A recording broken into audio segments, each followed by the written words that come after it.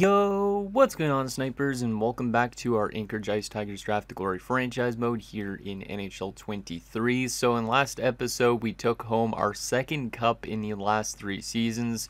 Somehow, after missing the playoffs last year, we managed to run it back and win another Stanley Cup, which I was not expecting.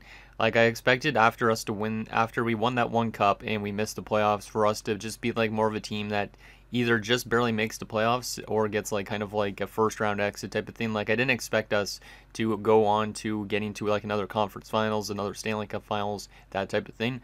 But we managed to do so even with our team suffering a little bit of changes since our last cup win, because our first cup win, we basically had mostly the same roster except for we got rid of Mikhail Kalinin. Basically, Nicholas Kronwall replaced him. Not the Nicholas Kronwall that played for the Red Wings, but our Nick Kronwall that we drafted way back. He decided to come to us as a 75 overall guy that hadn't played in like a decade, and he wins the Stanley Cup in his first season back, which was pretty awesome. Also, Novikov replaced Koska Ranta, and Vico replaced technically Larry Wong, who is now in Vancouver, and we also knocked out in the playoff run to the Stanley Cup. So also, a couple other guys got added to our lineup, like Lucic and Pusher. So the team went through a little bit of changes, but they still managed to win a second cup, which is crazy. And yeah, I don't think we're going to win anymore, but then again, I said that last time around, and we managed to win another one. So who knows what will be in store for this team in the upcoming season. We're down to probably, I think, the last 5 or 6 seasons left of this franchise mode. So this series, more than likely, I feel like will probably end sometime in June, unless I do a live stream for the final few seasons or something like that, but it depends on my schedule and all that type of thing. But we are getting very close to the end of the series. It was also a really nice early birthday present for me to win another Stanley Cup in this franchise mode, just because of the fact the day I'm recording this episode currently is on my birthday. So I want to just thank you to everybody who wished me a happy birthday on like the Discord and also on like the community tab, or wherever you wished me a happy birthday. I really appreciate it. Hopefully the rest of my birthday is pretty good. But yeah, this was a nice early cup or birthday present with this cup win out for the Washington Capitals. Like, that late goal by Derek Heath was really awesome to see. Like, I honestly did not expect us to like randomly just win that in regulation there. We jumped in and we managed to win it with like 18 seconds left. So anyways, that's that. We do have a couple comments to go over before we get into this offseason. So the first one is from Saturn Otaku, who says, shout out to Jumbo Joe for another great playoff run. Also, don't forget to hire some new scouts, which is true, because I did lose a few scouts in last episode. I didn't remember that, but likely without that suggestion there from Saturn Otaku, I probably would have forgot about doing that. So there is a couple scouts we'll have to probably bring in because we had some retire. And then also, yeah, shout out to Jumbo Joe. Jumbo Joe has been a fantastic head coach for this team. He's now a 2-time Stanley Cup champion as a head coach. As you can see, here's his career numbers. Wins 175, 119 losses, 34 OT losses, 2 Stanley Cup wins. He's never won a Jack Adams so far, which is kind of a surprise. But yeah, basically he's been our coach for the last 4 seasons right now. And you can see his playoff success has been pretty good. His first playoff year with us, he was 11-9. Then we win the Stanley Cup 16-8. Then we missed the playoffs. Then he goes 16-8 the year afterwards to win another Stanley Cup. So yeah, he has a pretty good resume on him already. He was more of an AHL coach before we brought him in. So yeah, I'm really excited to see if he can keep on getting this team wins. He's 61 years old now, so he is kind of getting up there for maybe like a coach retirement age. I don't know when coaches normally retire. Like, I feel like it's like 65 and above, but hopefully he's with us for the rest of the series, because he is just a perfect coach for this team. And then the last and final comment is from Nick Bucker Barons OC, who says, shocked 2 cups for the Tigers. Parrot is an all-time channel great. And yeah, I think Parrot's probably going to be one of the guys that make it to the Hall of Fame from this series. I know I've always been saying that since Parrot's picked up like 50 goals, but yeah, this guy, I really like this guy. He's probably my favorite player in this series, even though I do really like almost everybody on this team. Just because like he has over 600 goals now at this point. Playoff wise, he's been a machine. He's at 153 points in 140 games. So yeah, very much expecting another good season from Avery Parrott. The only thing is he's 33 now, so we might start to see him start to drop off a little bit, because he could retire at the end of this franchise mode still. More than likely, we lose Jorgensen to retirement probably in the next 1 to 2 seasons, which is also kind of scary. But Anyways, those were the comments I got in the last episode, so let's get into this offseason and see if we can maintain this team as much as possible. And yeah, hopefully we have another solid run this upcoming season. But if we end up missing the playoffs and kind of go a bit into more of a rebuilding state, it's okay, I think. Just because I feel like now that we've won 2 Stanley Cups, we've had a lot of great players and stuff like that. We just pretty much want to wrap up a lot of their careers and all that type of thing. So anyways, let's get into this draft. I don't remember too much about this draft class, so I'm going to have to refresh my memory with it. Let's take a look. It's been a while since I've actually done a draft in franchise mode, it feels like. Because I do pre-recorded quite a bit of episodes when it comes to playoff time, just because it makes it a little bit easier for me to manage my other content and stuff like that, like MLB, and also my stuff for my 2 members. So, let's see what we got here. Anything that I pinned? I don't remember. Oh, yeah, there's some low leads I pinned. I forgot about that. Rudy Mitchell, 3 years out. Lee Gamble, who is 3 years out. And then Afanaganov, who is a late round pick. Oh yeah, I forgot about this. Yeah, this guy has the strength and confidence, but a weakness in character. It's funny. So this guy will probably end up being like our 6th round pick. Maybe, yeah, it's probably our 6th round pick. And then these 2 guys, I can only get one or the other. So hopefully one of them is still there at least when it gets to our pick in the 1st round. Because they're supposed to go early 2nd round or late 1st round. And obviously we don't have an early 2nd rounder, so we have to go with probably one or the other. So I'll definitely take a look once we get to that point. But let's take a look at this top 5 of this year's draft. Ottawa's got number 1, followed by Tampa, Chicago, LA, and Columbus. So Ottawa at number 1, who are they going to take? Teravainen, or Tervainen? Probably more pronounced Tervainen. It's not Teravainen. Tervainen, 83 overall sniper. Looking like this. Pretty solid looking. Yeah, once that offensive awareness climbs, this guy's going to be a really good goal scorer. He already might be a really good goal scorer out of the gate. He's only 5'9", which is a bit interesting, but he does have good body checking, so kind of an all-around solid player right there.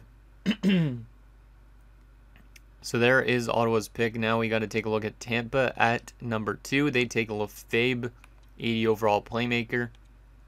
There we go. Yeah, that passing is really good, 87 already. So if that passing gets to like 90 plus, that offensive awareness gets higher. That guy might be a really good setup guy for the Tampa Bay Lightning. Chicago at 3. He's going to take Gauthier Leduc, 80 overall defensive defenseman. So there you go. Old school DFD with some really good hitting categories. Not a surprise. Pretty solid all around. He's got a good slap shot as well. Or good shot power, I should say. His passing's not great, so he's probably not going to be a huge offensive guy, but that's what DFDs are, right? So, in LA at number 4 is going to take Georges. Reed Georges. He's a 2-way. Looks pretty solid. Solid passing. Might be able to help out a little bit offensively. And then at number 5, the Columbus Blue Jackets take Sedlak. Richard Sedlak, the son of Lucas Sedlak. No, I'm joking. He's also a sniper. He's also got really good shooting. Yeah, the offensive awareness is a little bit low, but once that gets better, obviously he'll start to produce. Because that's the top 5 of the draft. Let's sim to our pick at 33 here and see if, well, both those guys are still there. Yeah, Mitchell's still there too. I don't know if he's actually a low elite, though. That's a problem. Because what went before our pick here for defensemen? Medium top 60s. Yeah, I feel like Mitchell might be only a medium top 6D. I feel like I got to go with Lee Gamble since he's a guaranteed low lead and he's listed as a gem. If we had Mitchell fully scouted out and I knew he was a low lead, I'd probably take Mitchell because we do need defenders. But I feel like he might be only a medium top 6. So that's why I'm going to go probably with Lee Gamble here. It's a bit of a gamble, you could say, but yeah, let's go with Lee. Why not? And he is how good of an overall? He's probably going to be like a 60-something if he's a 2nd round talent. Let's see. Let's see. How good was he? Yeah, 64 overall. And he does have a zone ability. Damn, I didn't expect that. There's his attributes. Definitely going to take a little bit to develop, but that's okay. But he does have quick pick. He's got elite edges in reverse and shutdown. So that's a really good pick there to hopefully replenish our team once guys like Jorgensen start to retire and that type of thing. Let me go to the 2nd round here. Oh, there was Mitchell, and he was a low lead as well. Damn it, Rangers. Damn it. Yeah, he's also pretty good. I should have probably taken Mitchell, but I had no guarantee that he was actually going to be that good. And what this guy's being a douche, though. He's wearing number 68 in New York. The only other 68 in New York that you could think of, Jaromir Jagr. Dude shouldn't be wearing 68, but whatever. I should have probably taken Rudy Mitchell there, but I honestly thought he was going to be a medium top 60 just based on the guys that went beforehand. So that kind of sucks, but oh well. Oh well. Hopefully we could find another good defenseman in this draft still or something like that, because we do need more defensive prospects than anything. Looks like medium top 6Ds only at this point. Raphael Cunningham. Marty Fritz. That's kind of a cool name. Is there any guys that are guaranteed to be really good down here, though? Medium starter. I'm not looking for really goalie prospects. I want a defenseman. Yeah, I think I got to find a defenseman here to take. Even if they're medium top 60, we need to find somebody just because we're eventually going to have our defensive core get even worse. And we don't have a whole lot of defensive prospects. So I think I'm going to go with Marty Fritz just because he's a right-handed defenseman. I think. But this guy's a guaranteed OFD, so he might simulate actually not that bad for top 6. Yeah, you know what? Actually, we'll go with this guy. He's actually a right-handed shot as well, but he plays the left side.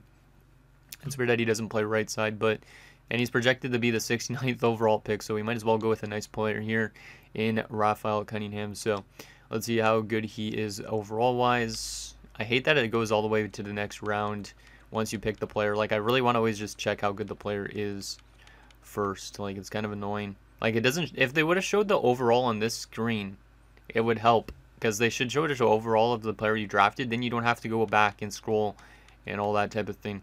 That would make a lot more sense. But EA doesn't know how to do shit with games, apparently. So, Cunningham is a 62 overall offensive defenseman. Yeah, he could be something decent. He's got a really low awareness, obviously. But that shooting category is actually not that bad. And then also his passing is pretty good. So... if his awareness gets up there and those shooting categories and passing categories start to develop even more so, the skating, he could be maybe a solid top 6 defender for us. I don't think he's ever going to get into the top 4, but you never know. Okay, let's move to our next pick at number 99. Can we find the future Wayne Gretzky right here? I think this is the first time we've had pick 99. Actually, no, never mind. When we won the Stanley Cup, I guess last time we would have. Norbert Walser. We did have a Walser in this franchise mode before. Cameron Irving, weakness and character. There might be a French starter goalie here, an Oleg Malkin. I don't really know if I need more goalie prospects is the problem. But there's not really a whole lot left in this class. Hector Wilson. Like, literally a lot of these guys we're not going to even get to see the light of day in the NHL. Because we're kind of late into this franchise mode, right? So, there's a power forward. Might as well go with a low elite, or not low elite, a low top 9 power forward.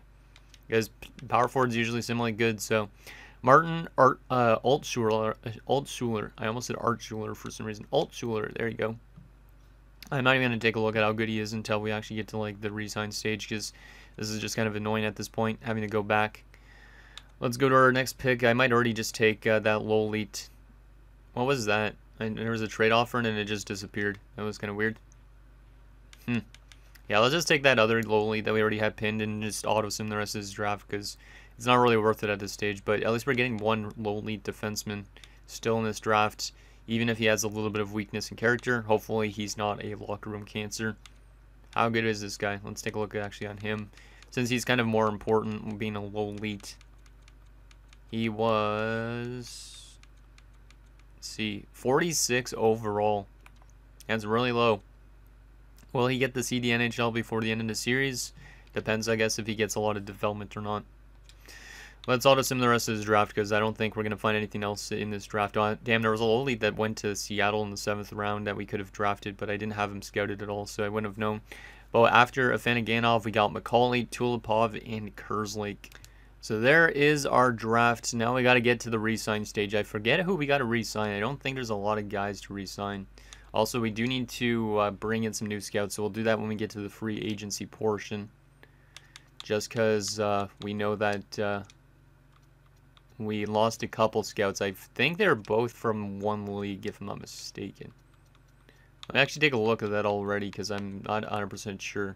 We got 2 Russia. We got multiple Liga. Don't know why we have so many Liga scouts.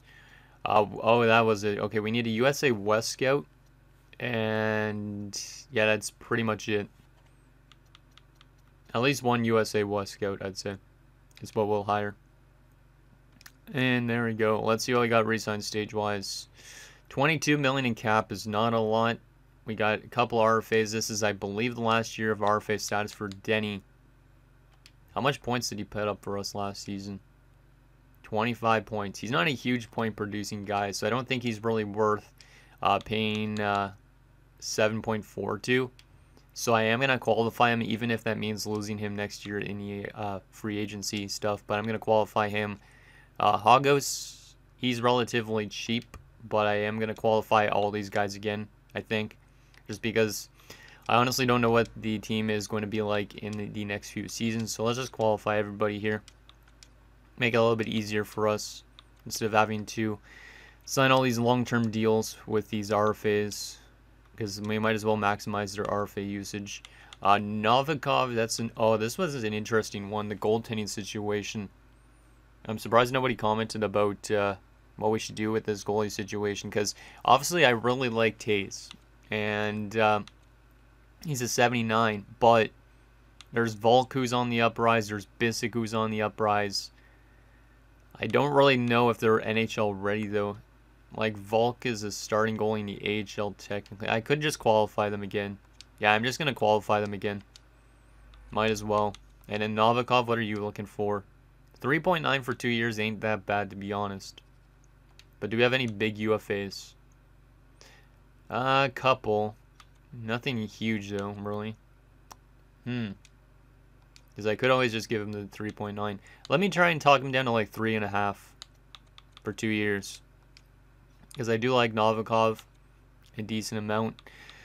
And then let's go to the bottom of this UFA stuff. We'll go to our unsigned guys eventually too. Let me let go of a couple of these prospects that aren't going to pan out. This guy has lowly potential, but I don't think he's going to reach it, but we'll still sign him.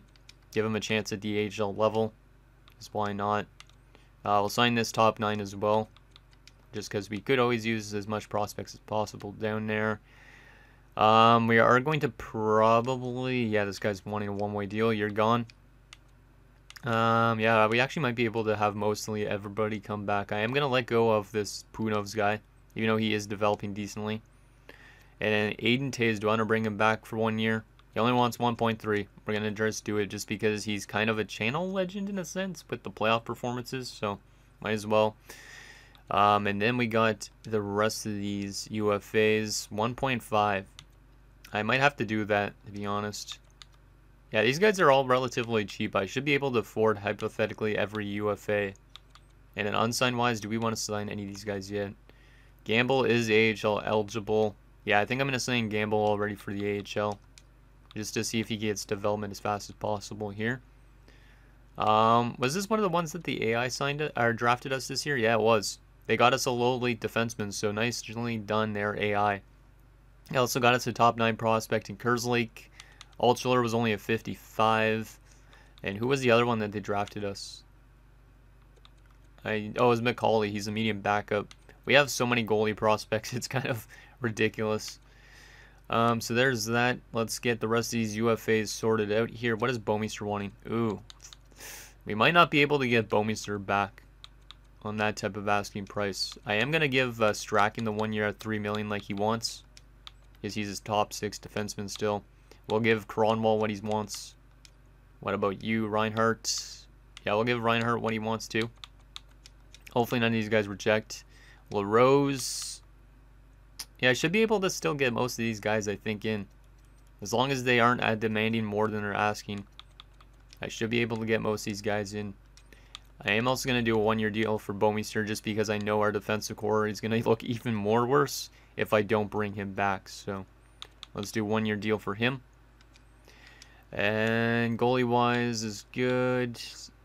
Yeah, it's pretty much that. So let's see if all these guys accept. I think we should have enough cap space to sign all those guys I just offered contracts to. So hopefully they all accept, just considering we just won 2 cups in 3 years. So let's just go through this fast. And Reinhardt's the only one that rejected. We only have $6 million in cap space. And we got Denny and Hagos, more importantly. So I am going to have to let go of Reinhardt here. Damn, I didn't realize we were going to use that much cap space that quick. Yeah, that's kind of iffy. Yeah, that's kind of iffy. Maybe I shouldn't have signed Bouwmeester. Because now we are, yeah, very skimpy on the cap space. Because Danner is going to probably get still like 3 million. And then we have, who else still? RFA-wise. That's important. Hagos is probably going to get only like 1 million or less. Same with Lucic. So, I think... yeah, I think Reinhardt has to be gone. Taze is actually rejected as well. I mean, the last few times I've left Taze in free agency, he doesn't get signed till the start of next season. So, I am going to let go of Aiden Taze, but I might sign him back up at the start of next season and next episode. Because I'm pretty sure he doesn't normally get signed. So, yeah, we are going to let go of Aiden Taze here, but I feel like we might be able to still get him back. So, don't get too worried that he's going to be gone forever. I think he will be back, likely. He has had some terrible regular seasons, though, so it's arguable that we should be even bringing him back. But his playoff numbers are outrageous, so probably should be bringing him back. But I'm going to let go of him and Reinhardt here, so best of luck in free agency. Taze, we'll see you probably in August, hopefully. Hopefully you just hold out for us. And Malik Reinhardt, yeah, I can't sign him either. Just because Denny's going to be probably relatively expensive out of this 6 million that we have left. So, Malik Reinhardt, best of luck in free agency there, man. 2-time Stanley Cup champion, solid bottom 6 guy. But, yeah, he has to test the free agent market. He will probably get signed by somebody as a 4th liner / step forward. But, yeah, we're not going to be able to bring him back, unfortunately. So, there you go. If he's still there at the start of next season, obviously, I would mind bringing him back. But, right now, when you have Denny and Hagos and Lucic, those guys are important to get them back, and they're probably all going to take up the rest of the cap space we have left. So, yeah, I probably maybe shouldn't have given Bouwmeester that high of a contract, but oh well, it's only a 1-year deal. He might be gone next year. So, let's sim to free agency here. Hopefully all those RFAs get sorted out as soon as possible. And we'll sign ourselves a scout for the USA West. At least one. How many scouts do we have? Room for 4 of them, but I don't want to bring in 4 scouts. I don't really need to do that much. Like, I'm not too focused on the upcoming drafts and stuff as much, so. USA, let's see. Do we have anybody good for the USA West here? It's been a while since we've signed any scouts. Violet Sweat, what a name. We'll sign you. You'll be our USA West scout. And I'll also sign maybe one more USA West scout as well. Bruce Lamb. So Bruce and Violet, you're going to be our scouts for the West of the United States. And then let's take a look at any former players that hit to free agency. Even though we're not going to sign anybody, we don't really have the cap space to do so. We'll have that once we have retirements and stuff like that. We'll save some more cap. But anybody hit to free agency out of our former players, out of curiosity? Any names out there? Frederick Bickle hit the free agency, but obviously we can't afford $11 million. Anybody else I recognize here? Does not look like it, to be honest. Oh, Valery Zykov. He's getting close to retirement age, probably. Hopefully Denny doesn't get qualified by some other team. Let's go to goalies. Any former goaltenders head to free agency. Harry Neal's back in free agency again. Let's see. Yeah, it's pretty much that. Okay, let's begin the sim up to next season. And, yeah, I'm really hoping that Taze is still there at the start of next season, because I wouldn't mind bringing him back, obviously, because he's a good playoff goalie. But his regular season numbers, it's not really worth it. And at the same time, with the goalies in the system, like Pusher and the other 2 goalies that are like 78 and 77, I don't really know if it really makes sense to technically bring him back. But probably going to end up doing it anyways just because of his playoff performance. A lot of the RFAs are accepting so far, which is good. The only one RFA that might take a little bit to accept is Denny, I'm guessing, yeah. Because Denny's demanding a decent amount of money. Let's see what we got. 5.82. And we still got Denny, who wants money. he's going to take up like most of the money left. So yeah, I'll just give him the money. And we'll be down to like $1 million or so in caps. So, oof. Hopefully, we're able to get the other guys back. Like, hopefully we can bring back Taze. If we can't afford him, obviously it's going to kind of suck. But sometimes you have to move on from good players like that. So, like I said, he hasn't had good regular season numbers. So, he wouldn't really be that good anyways. But he would be probably good for a playoff scenario. Okay, so actually let's not take a look at our lines yet. Let's see if any former players are still up there at free agency at the start of the season. Like if any of them want two-way contracts, that would be more beneficial for us because we only have 1.36 in cap space. So let's go by each position first. Let's go UFA, centers, anybody that used to play for us here. No, nobody important at least, it looks like. Yeah, nobody important there. Left wing wise, any former players? Don't recognize any of these names, to be honest. Yeah, it doesn't look like it. I'm gonna keep scrolling just in case. Yeah, I don't see anybody. I'm probably gonna miss somebody somehow, but right wing wise, do we get any former players here? Oh, Felix Walzer on a two-way deal. I don't think we really need him. Yeah, I don't really think we need him, to be honest. I feel like we need more defensemen and goalie-wise. Well, not goalie-wise, but defensemen at least, if we're going to bring back former players. Yeah, there's not really anybody on the forward-wise anyways.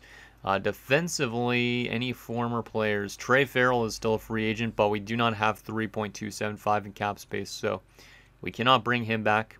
It would have been nice to bring him back because that would have made our defensive core much better. But I kind of overpaid, I guess, a little bit on Kronwall, but might as well give Kronwall another year here.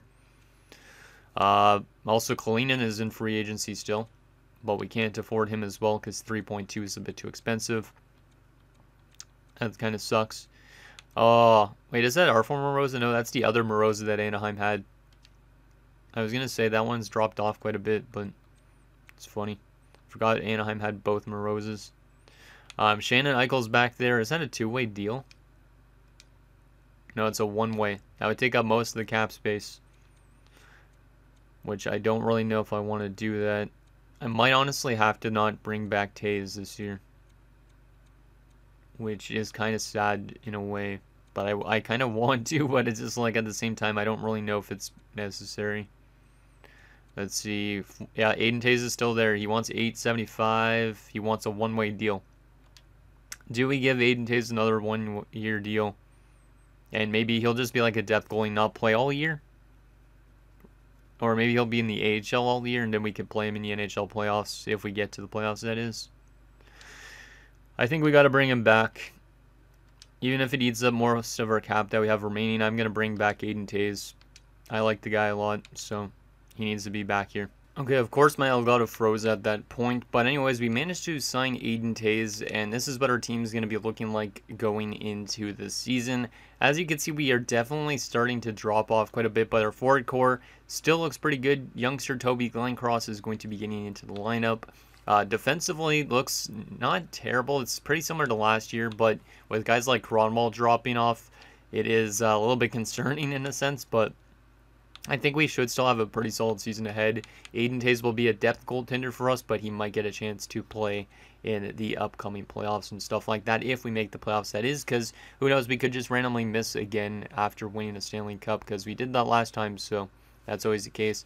Also in the AHL, we still got a lot of solid prospects on the forward group, at least, like Lucic, Leeson, Yansevsky, who are all like lowly potential players. Allison, who's got low top 6, I don't think is going to make it, but these three guys all could make the NHL. Well, Lucic was in the NHL last year already.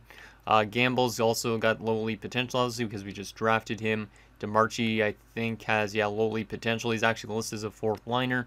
Addison's also a depth guy. So there's a lot of young, good talent down there in the AHL. Howes and Smith-Pelly as well on the defensive front. So, yeah, very excited to see if any of those guys get to the NHL at some point. Also, we should technically be playing like Bissick and also Volk in the NHL at some point. I don't know if they're going to get a chance to because of the fact we have Taze, but if we run into any goaltending issues, like for example, if I don't know if Taze isn't playing good in the playoffs. We could even go to AHL goalies. Like, we have 5 different goalies we could use in a playoff situation. So if we get to the playoffs, that is, we might have a chance to just run through our entire lineup of goalies, depending on how we actually play and all that type of thing. But anyways, guys, that's going to do it for this episode of our Anchorage Ice Tigers Draft to Glory franchise mode. So in next episode, we will simulate the entire season. We'll see how we do. We'll see if we make it back to the playoffs again and have another run on our hands, or if we end up missing the playoffs like we did the last time. So anything down below, and I'll see you guys next time.